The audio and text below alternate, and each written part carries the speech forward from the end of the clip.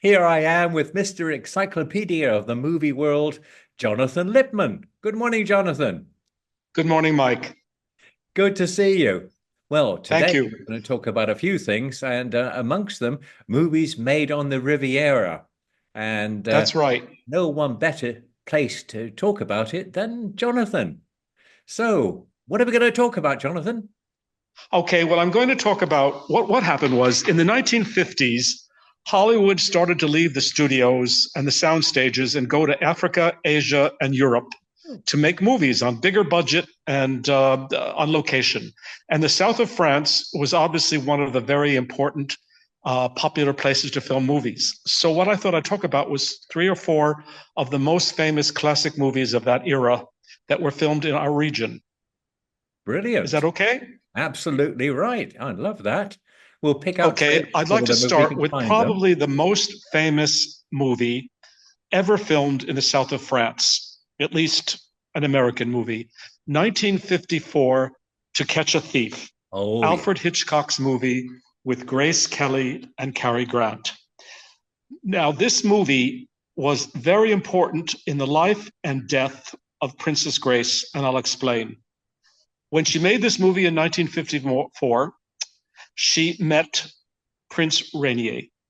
Now, the movie was filmed in mostly in Cannes at the Carlton Hotel, but there's also a scene in Nice at the Flower Market, in Eze on the Grand Corniche, and in Monaco. And the famous scene in Eze where she's driving in a convertible with Cary Grant very fast, and he's very nervous, and they stop in her convertible, and you can see in the distance below Monaco. Now, at this time, she didn't know that she was going to become the Princess of Monaco. And she also didn't know that 25 years later, more or less on that street or that corniche Wow. near La Tourbe, she would have that terrible car accident Wow. with her daughter, Princess Stephanie, which eventually, a few days later, would kill her. Wow. So, Spooky. To Catch a Thief was a very important movie for Grace Kelly's life, both good and bad. And it was one of the most popular movies of its year, and probably the most famous movie shot in Monaco or in the south of France. Wow. Correct? Fascinating. Absolutely fascinating. Yeah. Hmm. And I'd like to talk about another movie that was Yeah. filmed in the south of France from the Francois Sagan novel called Bonjour Tristesse in 1959, I think, with Deborah Carr, who's one of my favorites, and David Niven. Now, what is interesting about this movie is that it was shot. It was they kept the French title. The movie was called in the English Bonjour Tristesse, which is very unusual. They didn't change it to Good Morning Unhappiness or anything like that. They kept the French name. Now, this movie was shot mostly in Paris, but they did have a scene in Aix-les-Bains and in on the beach in Villefranche. So once again, the movie is called Bonjour Tristesse, and it could be found, I believe, in YouTube. I've never heard of it. And I've never heard it until you is mentioned it. sung, the Bonjour Tristesse, which is the name of the song, is sung in the movie by Juliette Greco, who was a very famous French chanteuse and semi-actress at the time. And she sings the song as herself in a nightclub in Paris. That's before she Now, was famous then, I guess. yes, Or was it Juliette Greco was quite well known at the time. Now, another movie also by Françoise Sagan, was called Un Certain Sourire. Only this time, again in the late 50s, they changed the title to an American or an English title called A Certain Smile. oh, And this movie was shot in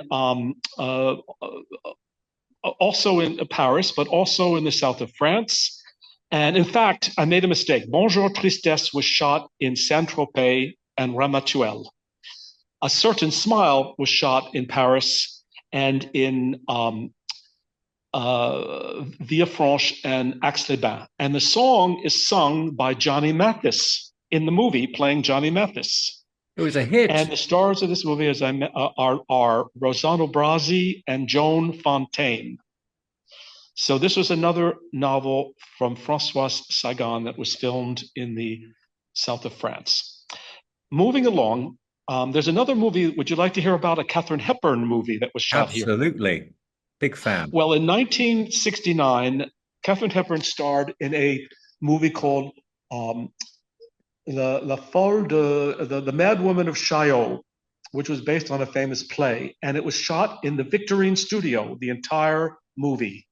Now, some of What, here us in know, Nice, Victorine? yes, the Victorine studio, which is up in the Wow. hills behind Okay. the, more or less above the airport, a very famous studio in the 40s and 50s and 60s. It's not used as much anymore, but at the time, everybody, international movies, French, English, German, Italian, were all and American were shot in this studio. And this movie takes place in Paris, but the whole movie was shot in Victorine studio. The indoor shots were shot in the studio sound stages, and they built a set outside in the studio, which is supposed to represent the Place de Chaillot, which, of course, hence the name of the movie, The Mad Woman of Chaillot. And so those scenes were shot outside Victorine Studio on the grounds, cars, buildings, and you'd think you were in Paris, Wow. which is quite remarkable. And guess what? Hmm?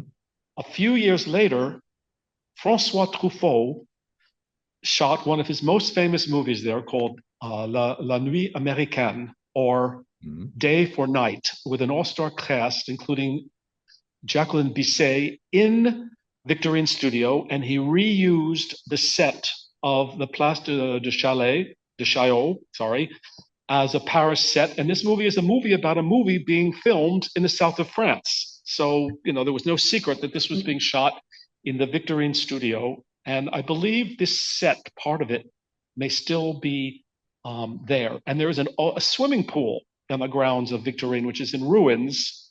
And in that movie, with the Francois Truffaut movie, there was a scene of some of the actors swimming in this swimming pool. Wow. That's And one incredible. more that I will mention is not quite as well known, but it was shot there in the 60s. It's called Moment to Moment.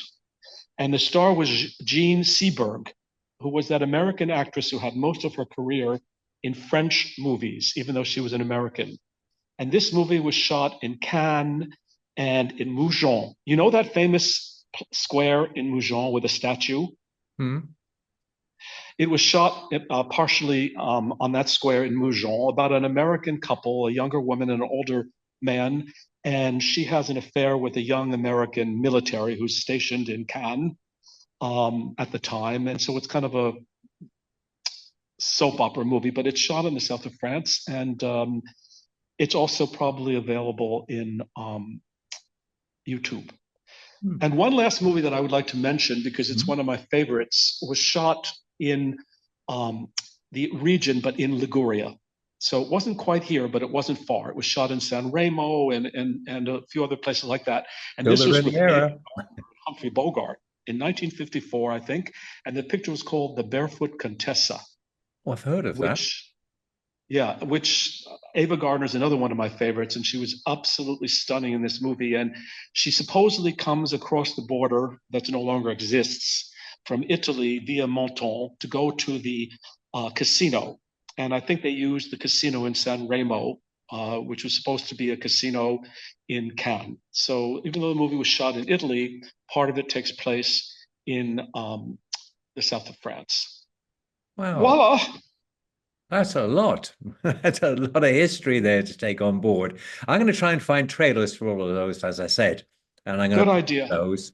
I think it's Good worth idea. watching. It's so disappointing that you can't find the full movies on anywhere sensible, even YouTube. I put in for some movies that are, well known and old, and just can't find them. Such a shame. That's absolutely true. I own the DVDs for every single one of the movies I just mentioned because it has two or three of my favorite actors like Deborah Carr and Cary Grant and Ava Gardner. But I do believe that some of them can be found on YouTube. There are many, many more, but and international movies, Italian movies, German movies, just about every. Bridget Bardot did a movie, at least one. Romy Schneider in the Victorine Studio. Unfortunately, today it's only used mostly for commercials. Yeah. I understand that it sort of stopped being used because of the airport. and the airlines flying over it. But Oh, that's whether I that's never thought rumor or about that. not, I That's quite don't know. possible. Yeah, I'll which wouldn't find be a out. problem in the indoors in the sound stages. I've been there several times auditioning for bit parts in a couple of Okay. movies and commercials, and they have an art. They have rooms for costumes and makeup and sound and everything, and several sound stages. It's not as big as Warner Brothers or Metro Goldwyn Mayer, but it's quite sizable, and you're allowed to visit. And there's a little restaurant Oh, there, and I think you can go and visit. There's a parking lot, and I think it's available for public visiting. well, that would be Well, very, very interesting. Yeah, I'm going to check that out. Thank you. okay, Thank you so doke. much. Well, Okay, it's always a pleasure, and hope to see you real soon. we hope to catch up real soon and enjoy your new adventures. I remember that the last one you were talking about, you went to Mongolia. Was it Well, that Mongolia? was yes. Last October I was in Mongolia, and then in March I went to Dubai and Abu Dhabi. But I don't have anything planned for the moment, so we'll play it by ear. Well, we'll talk to you next time, Jonathan. Okay, take Thanks care, so Mike. Thank you much for for having all of me. that. And we're going to have to keep smiling while I usually find, well, I try to find the off button. Thanks again, Okay, Jonathan. all Thank right. you. Ciao. Bye. Bye.